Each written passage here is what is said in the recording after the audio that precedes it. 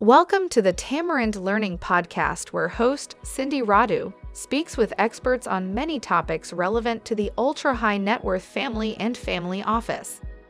Cindy was author and co-author of numerous articles related to trusts, family enterprises, and estate planning, and co-authored taxation and estate planning in Canada for many years. She also shares her expertise as a consultant, advisor, and educator to those in the family enterprise space. Cindy is the Chief Learning Officer of Tamarind Learning Canada, an online wealth education platform that develops practical, foundational learning programs for beneficiaries and their advisors to help them prepare for the responsible stewardship of wealth.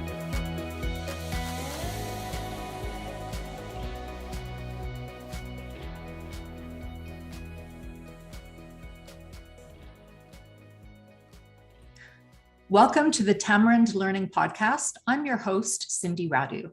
I'm the Chief Learning Officer for Tamarind Learning Canada, which is an online wealth education platform that develops practical, foundational learning programs for beneficiaries and their advisors to help them prepare for the responsible stewardship of wealth. As part of the Tamarind Learning Platform, I have the privilege to speak with experts on topics relevant to families of wealth and family offices.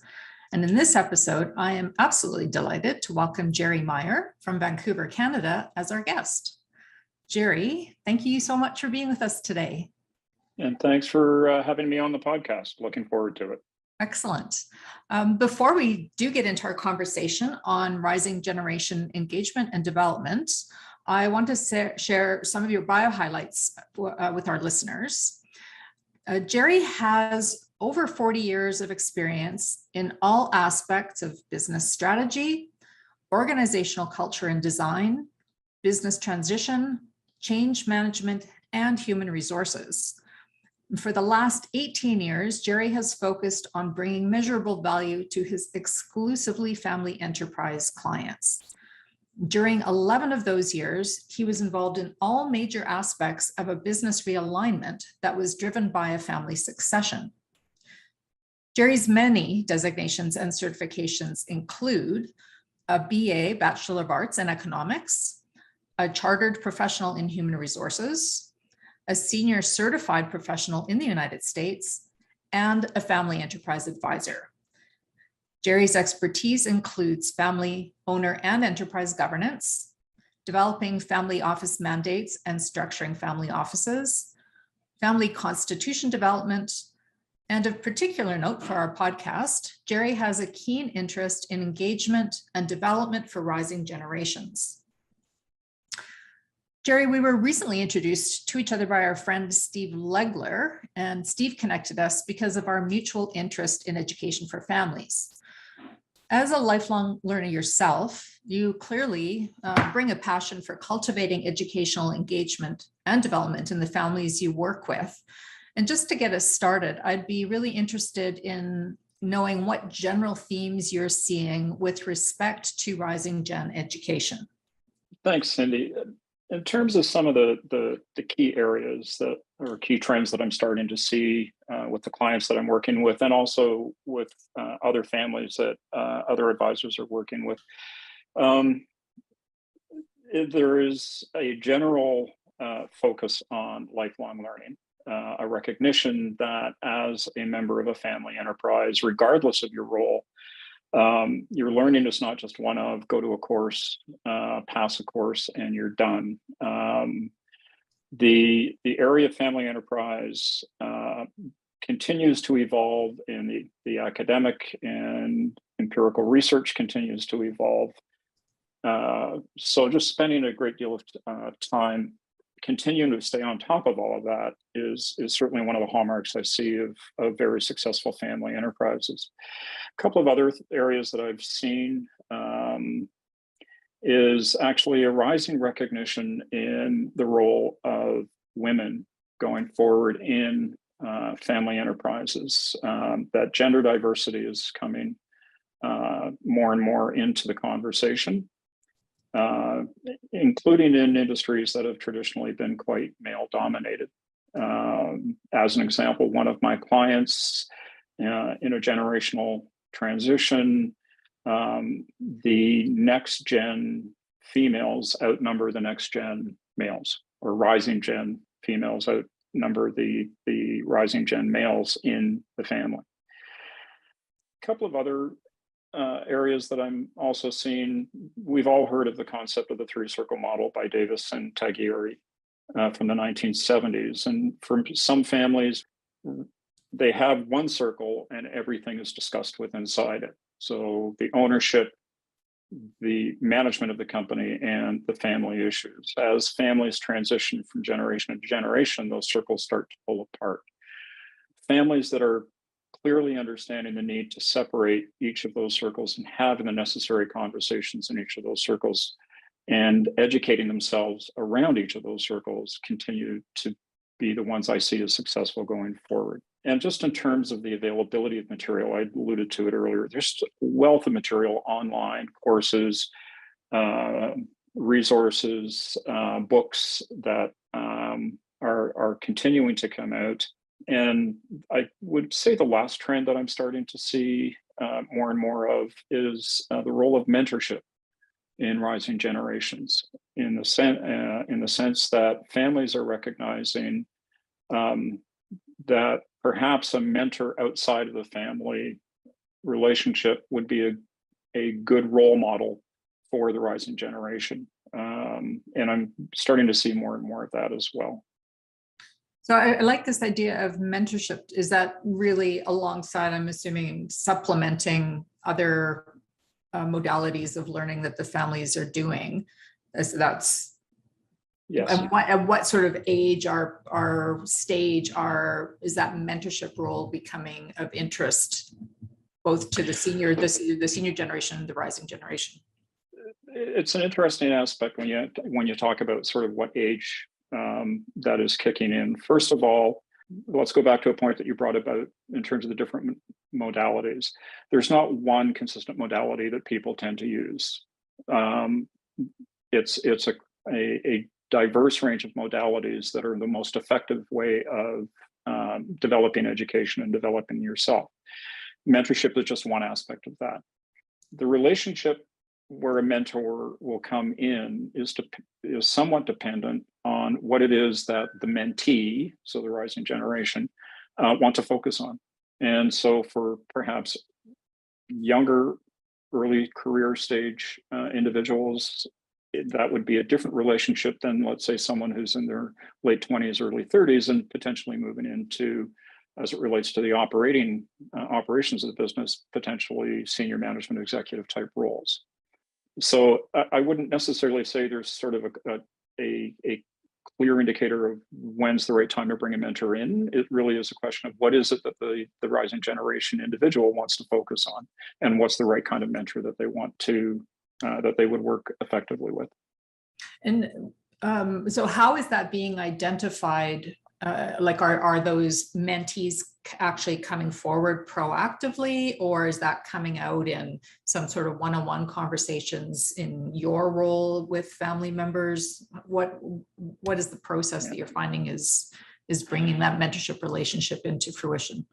And that's a really good question, in the sense that most of these are happening as a result of conversations I'm having with both the active generation and the rising generation.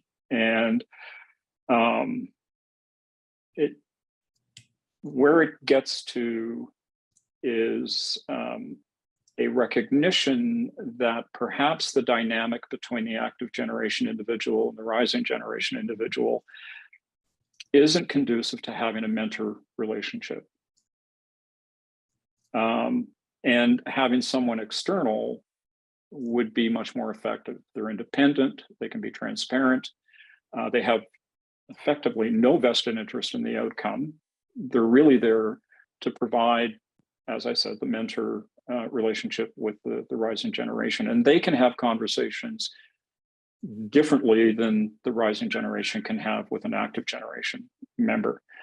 So certainly in the work that I've done with a number of my clients where I'm working to develop rising gen individuals or a collection of them, I will put on the table, well, maybe we want to talk about a mentor relationship and look externally. Again, just a quick anecdote. For one situation, a fairly large family enterprise had a informal relationship with another fairly large family enterprise in the same area, and the active generation, a number of the individuals got together and said, hey, look, we need to do some mentoring with our respective rising generation people. Why don't we cross fertilize? And so, and they're in completely disparate industries. There's no competition issues whatsoever. But it was a recognition that the issues are unique to family enterprises and both could bring meaning to the other. I really like that example. Thanks for sharing that. Yeah. What thoughts, Gerry, do you have on what I'll call the lens, what lens a family embarks on education from? For example, does a development path, learning path differ if there's a purely operating family business where some members work in the business or want to work in the family business, but there's maybe others who have chosen a different path, and maybe there isn't a broader formal family enterprise structure that's already in place? And I love this question in the sense that the vast majority of the conversations I'm having with my family enterprise clients is around this conversation. And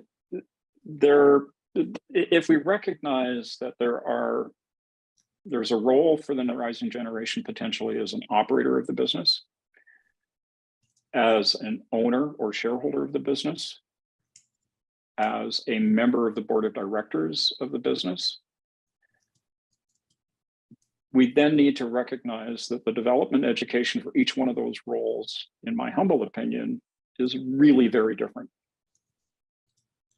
And if I want to be an executive, if I ultimately aspire to be the CEO of a family business, then I need to develop a set of skill sets, a set of skills, a set of competencies that, quite frankly, are very different than if I want to be an effective owner, or actually the term that I prefer to use is an effective steward of the wealth.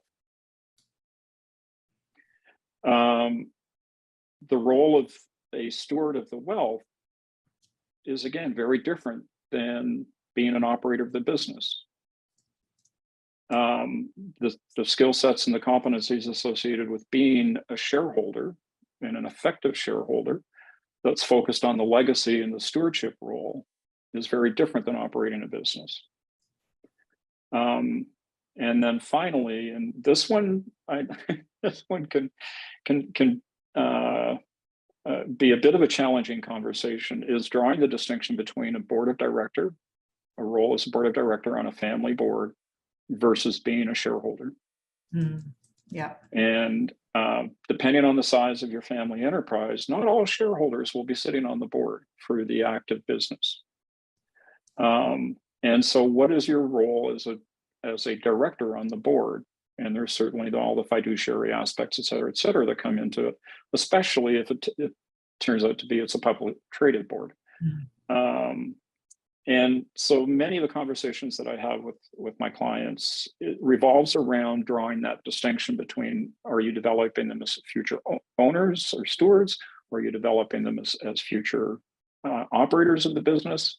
And are you developing them to be directors on the board? And to a point that you put into the conversation, and this is also comes out in the conversations I have with rising generation, not all of them want to be operators in the business.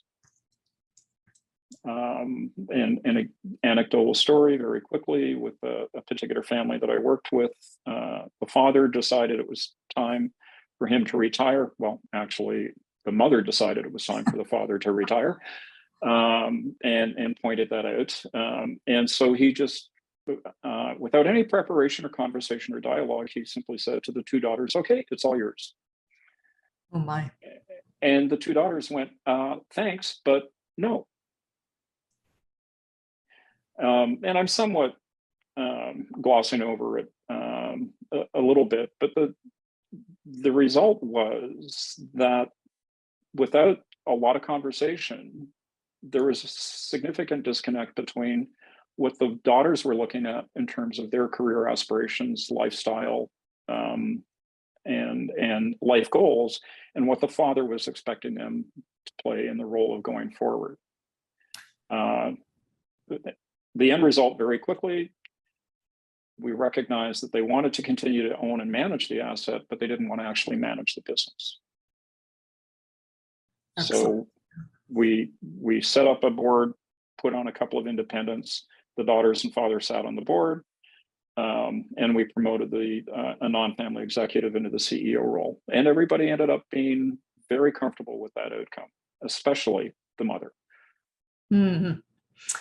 Yeah, there's lots of layers of dynamics in family businesses and family enterprise. Yeah. And I would imagine, just on this theme of education and development, then to the first sort of question that we were talking about with this idea of mentors, that once you've been able to identify with the rising gen where they see themselves, and I imagine that where they might see themselves today might be very different from 5 years from now or 20 years from now, but that pairing with a mentor would also provide some guidance and structure around that learning path that would be tailored to that individual in that role, in addition to whatever the family might be doing as a collective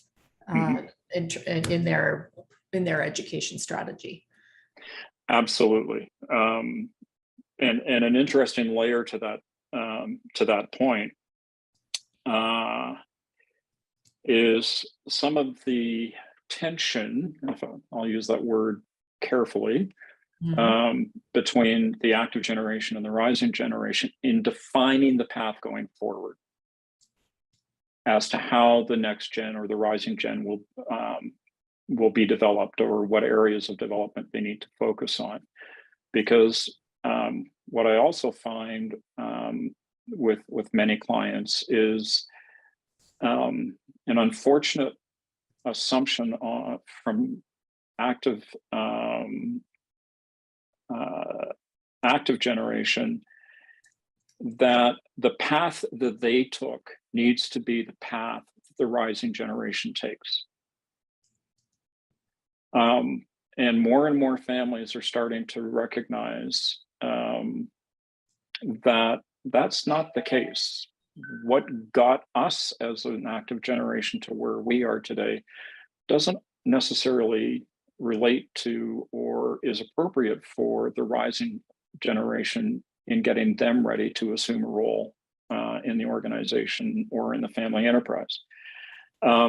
And that involves a lot of dialogue, a lot of meaningful dialogue around the realities of what the rising generation are facing, and just look at what we've been through in the last 2 years, socially, economically, and environmentally, and it's a very different picture than what the active generation may have growing up through as they continued to operate the business and be stewards of the wealth.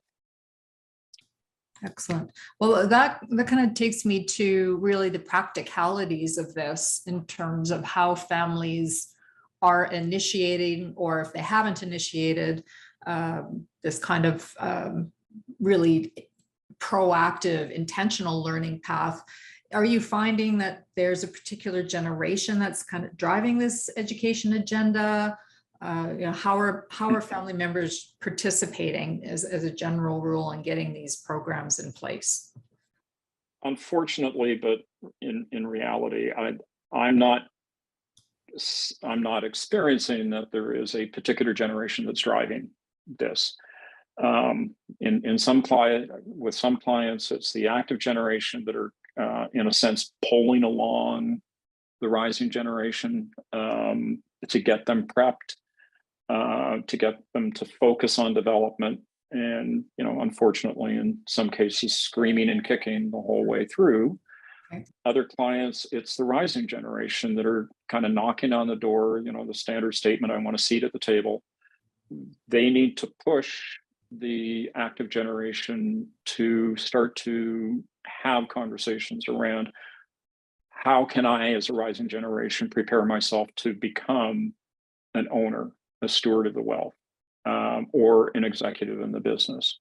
Okay. And so what it really boils down to is creating the environment around which, or in which, the constituents, all of the generations, and all of the family members, and I'll come back to that point in just a second, can sit down around a table and have a meaningful conversation around what does the future look like.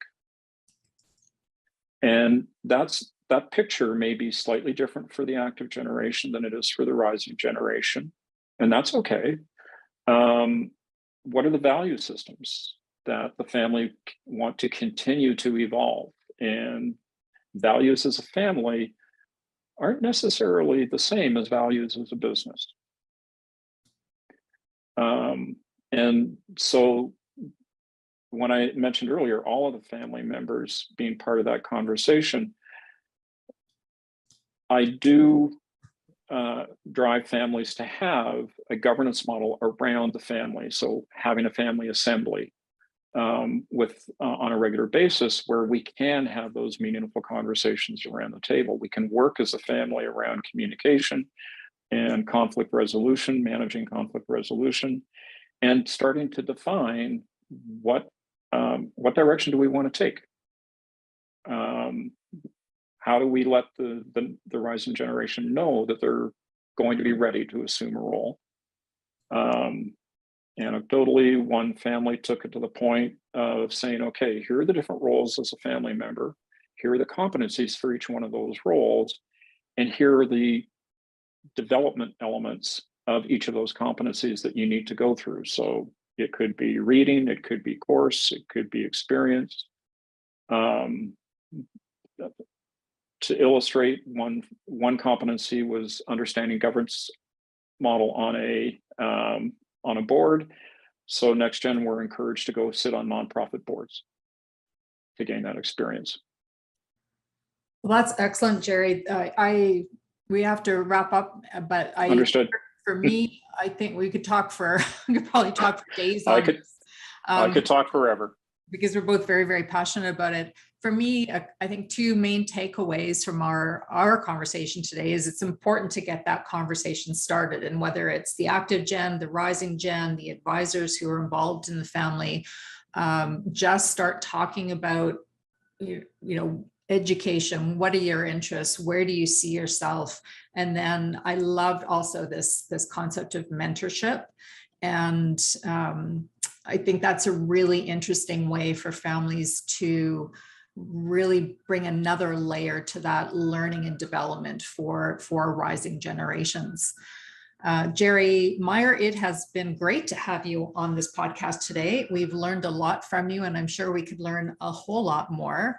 Thank you very much for joining the Tamarind Learning Podcast, and we hope to have you as a guest again soon in the future. It's been an absolute pleasure, and I look forward to continuing the conversation.